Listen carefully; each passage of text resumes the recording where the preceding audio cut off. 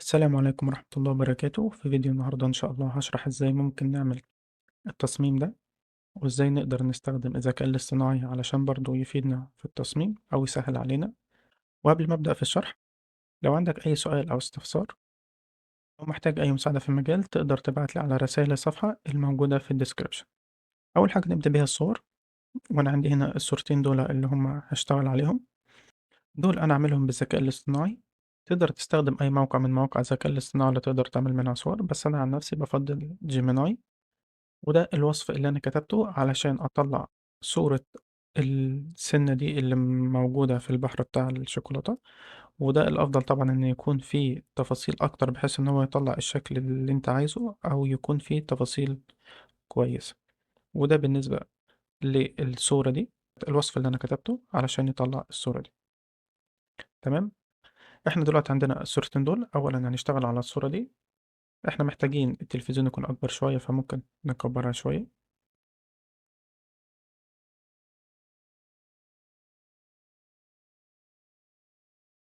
ولازم نهتم بالمسافات بحيث إن إحنا الديزاين مش هيكون كله عبارة عن الصورة بس، هيكون فيه كلام، فإحنا لازم نكون سايبين جزء للكلام ده سواء من فوق أو على الجنب أو على حسب الديزاين بتاعنا أو اللي إحنا محتاجين نعمله فيه. بالنسبة للصورة التانية، إحنا محتاجين إن إحنا نضيفها جوه التلفزيون، فإحنا ممكن نصورها بحيث تكون مثلا بالشكل ده. محتاجين إن إحنا نخليها جوه التلفزيون. إحنا ممكن نعمل ده بطريقة بسيطة، إن إحنا نعلم على اللاير بتاعة الصورة ونجيب ال Object Selection ونحدد الشاشة، بس إحنا محتاجين الجزء اللي جوه ده. بعد ما حددنا الشكل ده هنيجي عند اللاير اللي إحنا محتاجين نحطها جوه الشاشة، ونبدأ إن إحنا نظبطها في الأول وليكن بالشكل ده، وبعد كده بنعمل ماسك بحيث إن هو إيه، بيعمل ماسك على الجزء اللي إحنا كنا محددينه بس. هنيجي بعد كده نلاحظ إن في الحواف بتاعته مش مظبوطة، هنقدر إن إحنا نعدل بالكلام ده من الماسك، من البرش، ونبدأ إيه إن إحنا نظبط الأجزاء البسيطة دي. هنحتاج الفرشة دي تكون أفضل بحيث إن إحنا إيه نشيل الأجزاء دي. إحنا بس محتاجين نشيل الأجزاء الحادة أو اللي هي مش مظبوطة تقريبا بالشكل ده. وبعد كده بنفتح البلندنج أوبشن ونختار الانر شادو، ونبدأ إن إحنا نظبط الانر شادو بحيث إن هو يغطي على الأجزاء الزيادة اللي مش مظبوطة في الحواف. إن إحنا ممكن نقلل السايز شوية ونزود السبريد بحيث إن هو يكون الكفر بتاع الصورة أو اللي هو إيه الحواف بتاعة الجزء الأسود الزيادة اللي في التلفزيون، وليكن تقريبا بالشكل ده.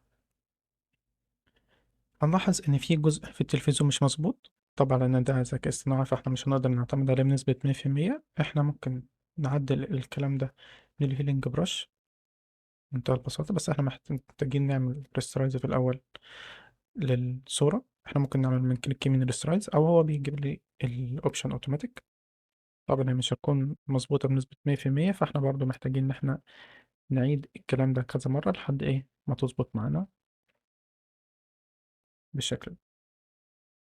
علشان نخلي الشكل ده يكون جوه التلفزيون أكتر، لأن الصورة باينة إن هي أبيض وأسود وإن التلفزيون قديم شوية، فإحنا ممكن نعمل بلاك أند وايت بحيث إن إحنا نخلي الصورة أبيض وأسود، بس إحنا مش محتاجين نخليها كلها أبيض وأسود، فإحنا ممكن نقلل الأوباسيتي بتاعه شوية، نعمل له كليبنج ماسك أفضل عشان يكون على اللاير دي رغم إن هي كلها أبيض وأسود، بس برضه عشان بنستخدم حاجة فيها ألوان تكونوا واخدين بالنا من النقطة دي. إيه نظبط في الأوباسيتي لحد ما إيه من حيث إن هي مناسبة شوية بحيث إن هو يبين اللون بتاع الشوكولاتة وبتاع السما في نفس الوقت تكون إيه مش زاهية أوي. علشان نضيف الجزء الخاص بالشكل ده اللي هو زي التلفزيون القديم كده، إحنا ممكن نعمل لاير جديدة للاير بتاعتنا، نختار فلتر وبعدين نختار دي، ونبدأ إن إحنا إيه نختار الشكل اللي إحنا عايزينه سواء عبارة عن نقط أو لاينز تكون خطوط كده، تمام. بعد ما نختار الشكل اللي إحنا عايزينه بنبدأ إن إحنا نقلل الأوباسيتي شوية برضو بتاع اللاير دي، وإن إحنا بنعمله overlay أو multiply بيكون أفضل على حسب الديزاين اللي إحنا بنستخدمه، لحد إيه ما تكون مظبوطة أو الشكل اللي إحنا محتاجينه. هنبدأ دلوقتي إن إحنا نضيف الفونت أو التكست بتاعنا، ولو حافظ عليها ونعلم عليه كله بكنترول وإيه ونكبره شوية، وبعدين نختار الفونت المناسب للديزاين بتاعنا. أنا عن نفسي كنت مختار الفونت ده. تمام. بالنسبة لأن الخلفية بيضاء وإن الفونت نفسه لونه أبيض، هنلاحظ إن في أجزاء ممكن تكون مش واضحة قوي. نحل الكلام ده بطريقة بسيطة، إن إحنا نفتح البلندنج أوبشن ودروب شادو، ونبدأ نظبط في إعدادات الشادو لحد ما يكون إيه قريب منه، بحيث إن هو يوضح التفاصيل بتاعته، وفي نفس الوقت إيه ما يكونش باهت، يكون إيه الأوباسيتي بتاعه عالي بالطريقة دي. ونبدأ نضيف التكست التاني.